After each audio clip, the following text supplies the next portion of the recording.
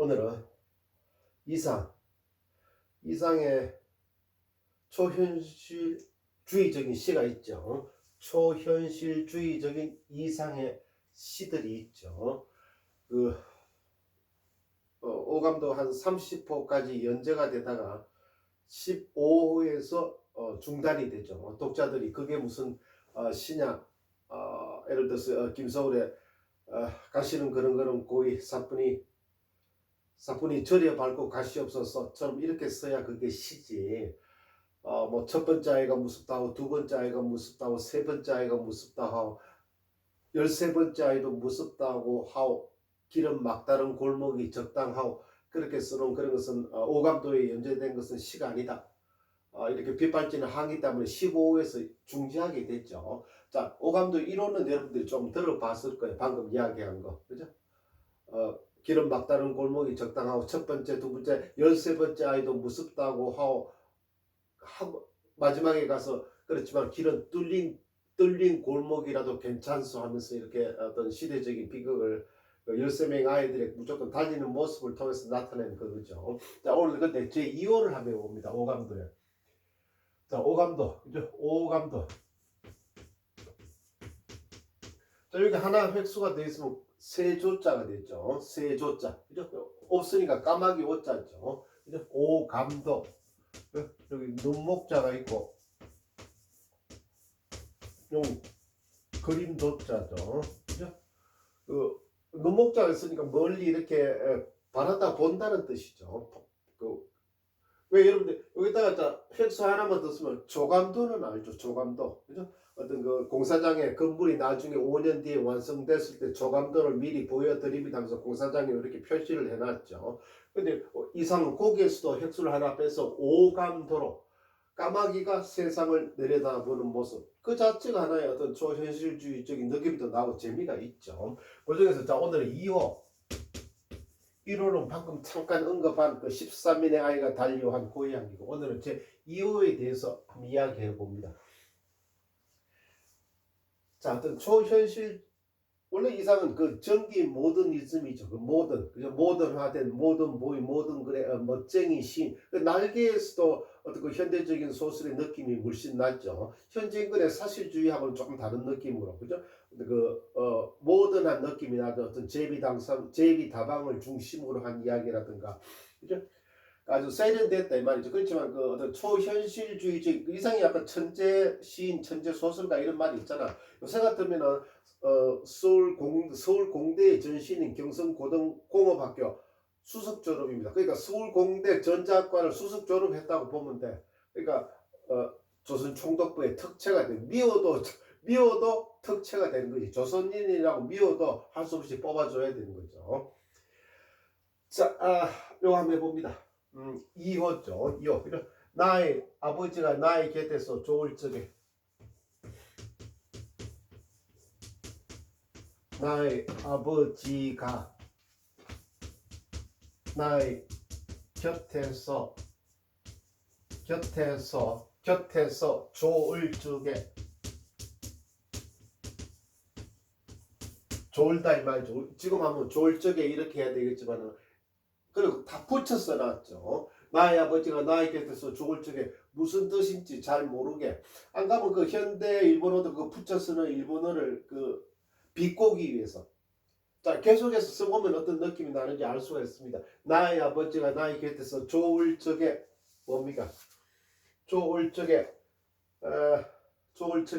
나는 나의 아버지가 되고 나는 나의 아버지가 되고 나는 나의 아버지가 되고 또 나는 나의 아버지여 또 나는 나의 아버지여 또 나는 나의 아버지의 나는 나의 아버지가 되고 또 나는 나의 아버지 또 나는 나의 아버지의 아버지가 되고 아버지가 되고 뭡니까? 그런데도 나의 아버지는 그런데도 나의 아버지는 그런데도 나의 아버지는 나의 아버지대로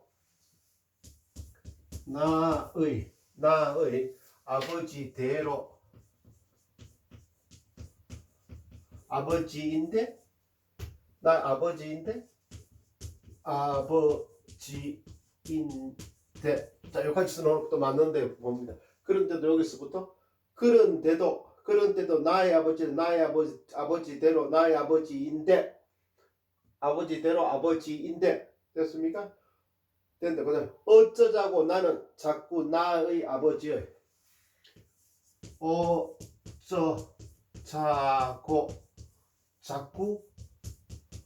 자꾸 나는 나의 아버지의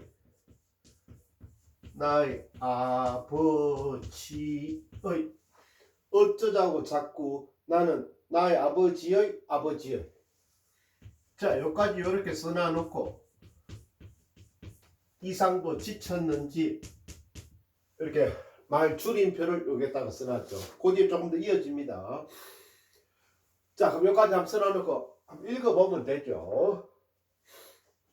자 나의 아버지가 나의 곁에서 좋을 적에 나는 나의 아버지가 되고 좋을 적에 나는 나의 아버지가 되고 또 나는 나의 아버지의 아버지가 되고 그런데도 나의 아버지는 나의 아버지대로 아버지인데 어쩌자고 자꾸 나는 나의 아버지의 자 어떻게 보면 재미있고 어떻게 보면 또 현실을 뛰어넘은 듯한 그런 느낌도 조금 들죠. 시가 좀 난해하달까? 이 수수수술 이렇게 해독이 되면서 이거 뭐 할아버지 이야기 하는구나 그렇게 읽힙니까? 그렇게 받아들일 수 있는 자체도 어떤 시에 대한 관심, 안 가면 대단한 능력 이렇게 보면 되죠. 자, 나의 아버지가 나의 곁에서 그죠? 이상은 어릴 때 2살 때 그 나의 자기 큰 아버지 집에 양자로 들어갑니다. 그러면서 자기 집은 이쪽에 있으면 서울 그 뭡니까 그 서촌 쪽이죠. 서촌 그 자기 아버지 집이 있고 어머니가 있는데도 큰 아버지의 아이가 없으니까 그쪽에 양자로 들어갔죠. 양자. 그럼 큰아버지하고 그런만 사랑을 받았어요. 근데 나중에 큰아버지가 그 나중에 첩을 두면서 첩에 따돌림 해코지를 많이 당하게 되죠. 어릴 때 이상이. 크면서 어떤 그 재산 문제라든가 서로 싸우게 되고. 그러니까 어떤 자기 아버지에 대한 그리움 또 어떤 그 아버지를 벗어나야 되겠다는 왜 그 현재도 장남과 아버지의 대립 영조와 사도세자의 대립이 어떤 그 오이디 콤플렉스의 가장 대표적인 거 아닙니까?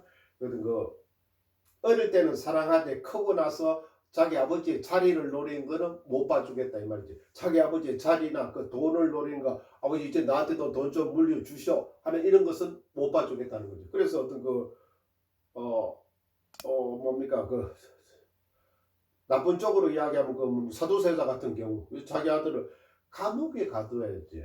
아들이 반란을 설사 꿈꾸었다 하더라도 잘못됐으면 감옥에 가둬야지. 어떻게 그걸 쌀 뒤추에 가둡니까? 쌀 넣는 통에 옛날 쌀 뒤추에 어떻게 아들을 집어넣어. 그래서 불과 뭐 한 열흘 만에 일주일 만에 숨지잖아 사도세자가. 그죠? 그래서 얼마나 그 답답하게 그렇게 숨졌겠습니까? 감옥에 넣어야지. 반란을 저질렀으면. 그래서 차라리 참수를 하든지. 자, 나의 아버지가 나의 곁에서 좋을 적에 꾸벅꾸벅 이렇게 잠을 잔다 이 말이죠. 꾸벅꾸벅 늙었으니까 자기는 이제 20살, 30살이 됐으니까 그죠? 이상은 뭡니까? 1910년에서 태어나서 1937년이죠. 딱 그 일제 강점기에 태어나서 27살을 살다간 여러분도 아는 우리나라의 천재 소설가고 시인이고 그렇죠. 나의 아버지가 나의 곁에서 좋을 적에 꾸벅꾸벅 좋을 적에 이제 이게 언제작입니까? 1934년작이죠. 1934년 작품이니까 이상이 24살 때 쓴 거죠. 여러분하고 비슷한 나이에 그러니까 어느 정도 이제 머리도 몸도 다 굵어지고 어떤 세상에 대한 판단도 섰다고 봐야지. 24살이면 20살은 아직 그 군대도 안 갔다 오고 조금 그런 게 있잖아. 그렇지만 24살에 군대 갔다고 해서 머리 정도 뭐 흔히 머리가 굵어지고 뭐 손발 어깨도 굵어지고 그렇게 되잖아. 군대 갔다 오면. 그죠? 자, 나의 아버지가 나의 곁에서 좋을 적에 꾸벅꾸벅 좋을 적에 자 그걸 24살 이상이 바라본 자기 아버지는 한 50살 정도 됐겠죠. 나의 아버지가 나의 곁에서 좋을 적에 꾸벅꾸벅 이렇게 좋을 적에 나는 나의 아버지가 되고 나는 나의 아버지가 그때 나는 어떤 아버지를 보살펴 주고 싶어. 아유 아버지 안 됐다 이제 많이 늙으셨구나 아버지 손도 이렇게 많이 늙으셨네 하는 그런 모습이죠. 나는 나의 아버지가 되고 그 곁에서 말이죠. 아버지 옆에서. 자, 내가 이렇게 해석한다고 해서 이게 다 맞는 게 아닙니다. 왜냐하면 내가 이상의 머릿속에 들어가서 어떤 그 초현실적인 걸 100% 감탄을 할 수 없으니까. 그러나 좀 이런 게 아닐까 하면서 던지는 거죠. 아버지가 되고 또 나는 나의 아버지야. 자, 옆에서 졸고 있는 아버지라고 쳐. 그러니까 너무 이렇게 따지면 안 됩니다. 그 뭐 서정 씨도 마찬가지야. 그죠? 그 결혼 강철로 된 무지개인가 보다 이육사의 절정 이런 것을 이야기할 때도 그냥 그 깊은 우러남 감동 이게 중요하지 결혼 강철로 된 무지개인가 보다 그렇게 너무 그 따지는 것보다 신은 좀 그런 게 아니잖아. 그죠? 또 나는 나의 아버지의 아버지가 되고 그러니까 그렇게 따지고 보면 할아버지지. 나의 아버지의 아버지가 되고 그죠? 자기 할아버지잖아. 나는 나의 아버지의 아버지니까 할아버지. 그죠? 그러니까 할아버지가 돼서 그 자기 아버지를 보살펴 주는 장면. 그죠? 또 자기가 어린 아들이 아버지를 보살피는 장면. 하여튼 중간에 있는 아버지는 좀 괴롭고 나약하고 일제 강점기에 고달픈 조선민족의 모습이라고 봐도 관계가 없죠. 아버지가 되고 또 나는 나의 아버지가 되고 그런데도 자 이런 걸 중심으로 해서 해석하면 쉽죠. 그런데도 나의 아버지는 현재 꾸벅꾸벅 졸고 있는 나의 아버지는 나의 아버지대로 그 아버지대로 아버지인데 그죠?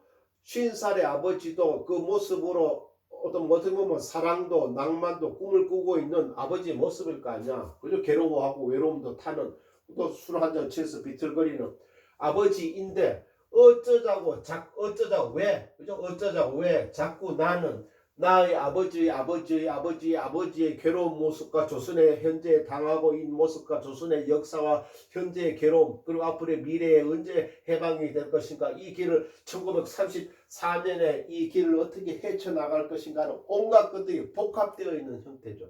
좀 그렇게 안 느껴집니까? 자 그럼 조금 더 보면 되죠. 자꾸 보고 그런 것 같다 잘 쓴 것 같다 재미있다 이렇게 가면은 초현실주의가 성공하고 정말 장난치고 있네 어린애 장난 이렇게 되면 안 되는 거죠. 자 아버지가 되니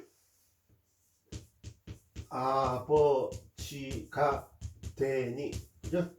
자꾸 어떤 그 할아버지도 되고 24살에 이상의 아버지를 돌보는 처지가 되어가고 그죠? 뭡니까? 도와야 될 거 아니야. 이제 경제적으로든 힘으로든 자기 아버지는 50살 요새 50살이면은 뭐 늙은 티도 안 나지만은 옛날에 50살이면 이렇게 거의 뭐 이렇게 늙은이로 취급받는 거 아니야. 그죠? 아버지가 되니 뭡니까? 아버지가 되니 나는 왜 나의 아버지를 나는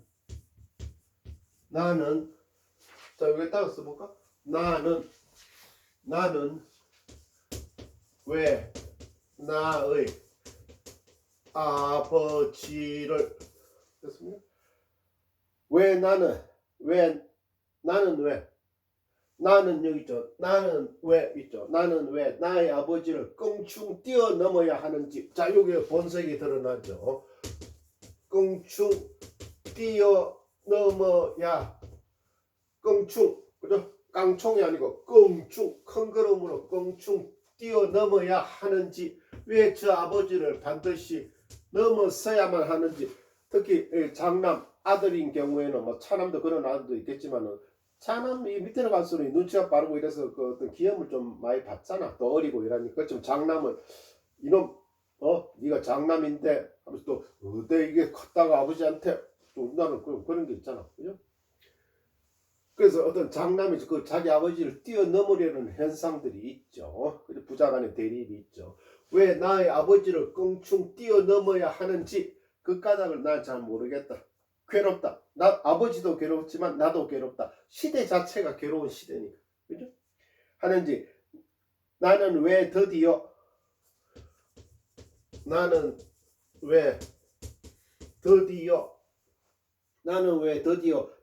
나의 아버지와 나의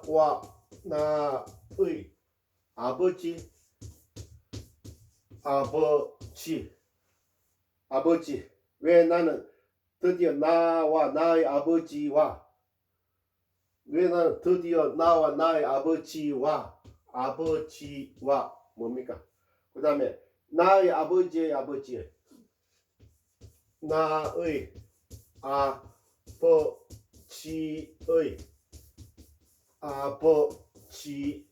두 개? 왜 아버지와 나의 아버지의 그렇습니다. 나의 아버지의 아버지와 다시 드디어 나와 나의 아버지와 그렇습니다. 나와 나의 아버지와 나의 아버지의 아버지와 여기는 와네. 됐습니까? 나의 아버지와 나의 아버지의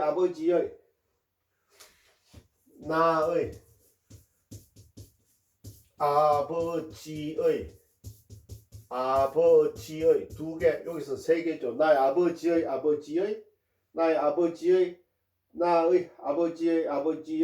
아버지 노릇은 세 개죠. 아버지가 정말 괴로운 거죠. 세 개나 썼으니까 아버지 노릇 그 구실 이 말이죠.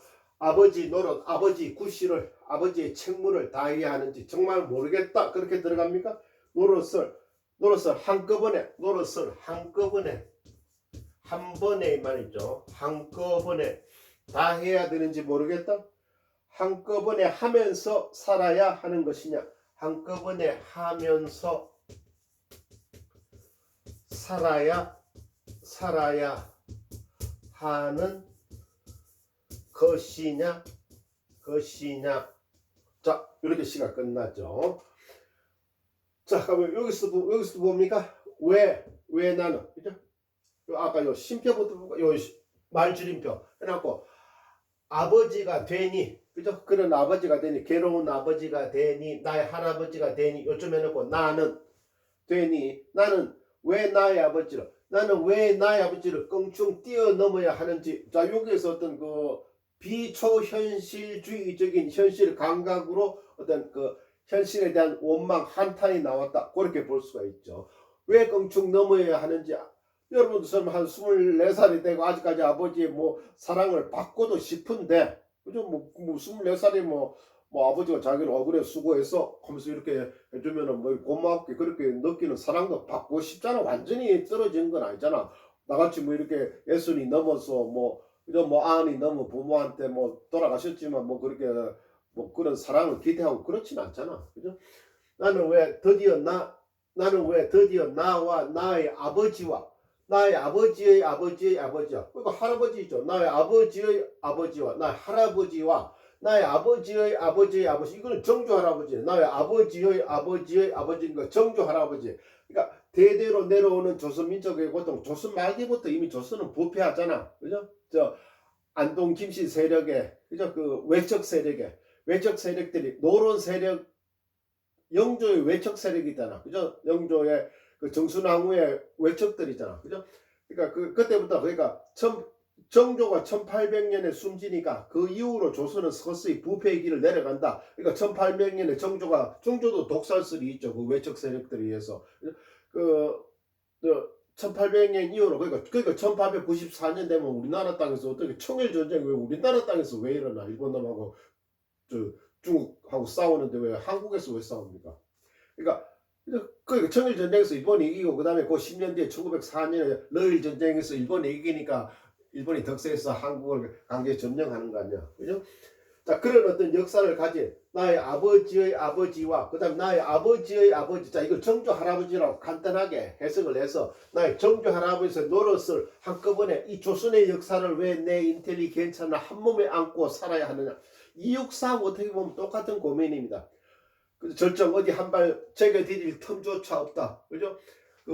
매운 북쪽에 북풍에 휘갈겨 이쪽 그 한발 제게 디딜 틈조차 없는 그 북쪽 고원 끝에 서다 하는 그 이육사의 절정이라는 시와 어떤 책무. 윤동주도 일본에 가서 똑같은 책무를 느끼는 거 아닙니까? 그 사촌형 송몽규는 그 영화 동주에도 나오죠. 그 안경끈 인물. 그 사촌형의 좌익의 독립투사죠. 왜 사촌형은 저렇게 적극적인 항쟁을 할 때 나는 겨우 걸쟁이로서 무엇을 하고 있단 말인가? 그죠? 그 윤동주의 쉽게 쓰인 시에 그 뭡니까? 육첩 방박건 남의 나라. 육첩은 다단 6장이 6장이 깔린 방박건 남의 나라. 나는 나와의 잡는 최초의 약속. 시대처럼 올 아침을 기다리는 나 하는 그 쉽게 쓰인 시라는 윤동주 시가 있죠. 똑같은 어떤 그 의무감 책무점. 그 여러분도 마찬가지입니다. 어떤 그 지성인으로서 대학교를 다니는 지성인으로서 최소한이랄까? 그 쉽게 말해서 어떤 그 나라를 위해서 일하겠다는 마음, 그죠? 나라를 저버릴 수는 없지 않습니까? 아무리 그 자국민이 싸우고 있다고 해도, 그죠? 자, 아버지 노릇을 자 쉽게 정조 할아버지 노릇을 이 역사의 아픈 가라앉은 조선을 살릴, 그죠? 조선 땅을 일제 강점기에 있는 이미 조선은 망하고 난 다음에 해방을 꿈꾸는 그 노릇을 그 고시를 나는 어떻게 폐결핵 환자로서 기침으로서 각혈을 하고 있는데 한꺼번에 하면서 살아야 하는 것이냐. 현재도 괴롭다. 이 오감들을 연재하고 있는데도 내 뜻은 알아주지 못하고 독자들은 그게 무슨 시냐 하면서 내려라고 한다 하는 이상의 모습을 여기서 볼 수가 있는 거죠. 됐습니까? 자, 오늘 이상의 오감도 조현실주의 시를 해봤습니다. 여기까지 하죠.